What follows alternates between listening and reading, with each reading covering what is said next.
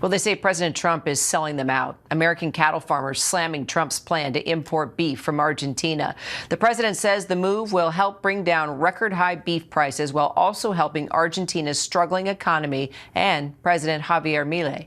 But agricultural economists say that Argentine beef accounts for such a small slice of beef imports that even doubling imports wouldn't lead to much cheaper prices at the grocery store.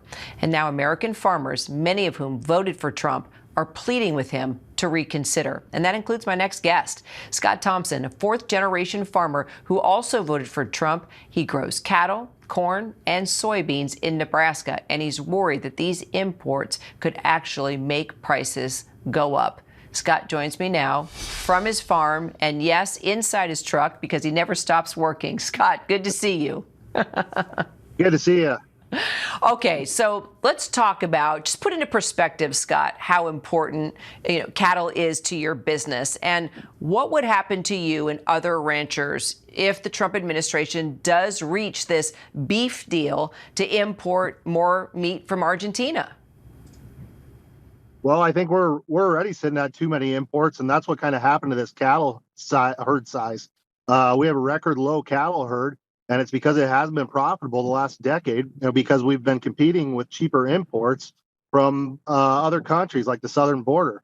Right now, you have a New World screwworm issue in Mexico, and it cut off imports, and that's what's jacked these prices up, which we producers have kept really low for high quality protein. A bag of Doritos in our local grocery store is the same price of 1 pound of ground beef.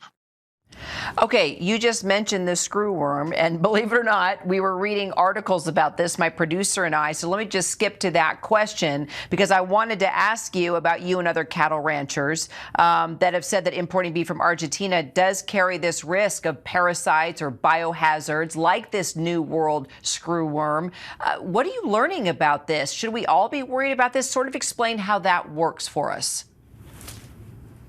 Yeah, this is a major concern. It's primarily comes from that region in the world, when we have domestic beef in this country, that's the safest and highest quality means of production that we can have.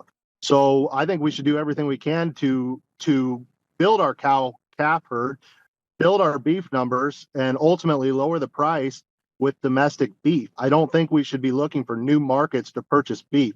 We have the capacity to raise those animals right here. Okay, well, then that leads me to what the president put out, a message to all of you farmers today. I want to read it too. He wrote on social media, "The cattle ranchers, who I love, don't understand that the only reason they are doing so well for the first time in decades is because I put tariffs on cattle coming into the United States, including a 50% tariff on Brazil. If it weren't for me, they'd be doing just as they've done for the past 20 years. Terrible." Your response? Well, it has been, and that's why the herd size is down. That's why you're having a hard time getting young producers back into the mix. The tariffs did help. We need to reduce imports. We need to grow our herd. We need to grow domestic beef in this country. We have the means to do it, and I think we should not be looking for new markets to bring beef in here. Another thing we could do is mandatory country of origin labeling. The one good thing this has done is it's brought light into our industry. We as a producer and you as a consumer want to know where your beef's coming from. Right now, there is not mandatory country of origin labeling. So if they do, in fact, bring in beef, which they do, you don't know where it's coming from, if it's coming from the Midwest or if it's coming from Argentina. All right, so then let me ask you a question. You voted for President Trump and have generally been supportive of his goals with tariffs. What's your message to him right now? My message is, along with animal production and all production, let's do what we can to grow those industries domestically.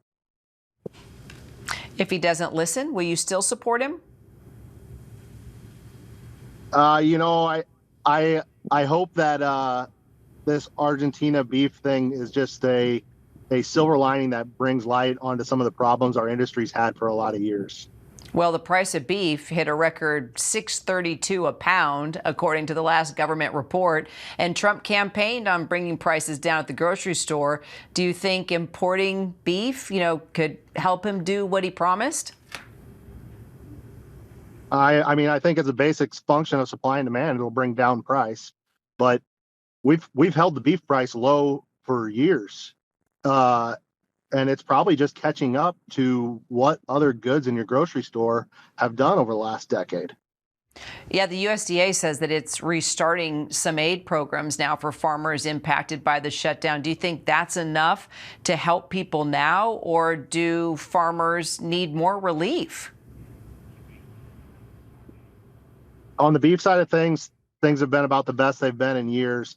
Uh, on the row crop side of things, where you're probably more alluding to soy exports towards China, there's definitely some guys in some tight situations uh, due to that and inflation of other products where we haven't kept up, where our machinery and input costs have gone through the roof, and the price of grain has stayed pretty stagnant. I know you're a soybean farmer also. So, I mean, this is the perfect segue. What about the soybean harvest, and how much of a challenge is it right now with China, the world's largest soybean market, not buying American soybeans? Yeah, I mean, it comes right back into that supply and demand. Right now, we have short supply of beef, and great demand, and price is high, and we have a big supply of soybeans and not great demand, and the price is low. So it is affecting us. Well, clearly, you've got to get back to work, fire up that truck, and I appreciate you calling in, Scott Thomsen. Let's stay in close touch, all right? Yeah, thank you. We love our farmers. All right.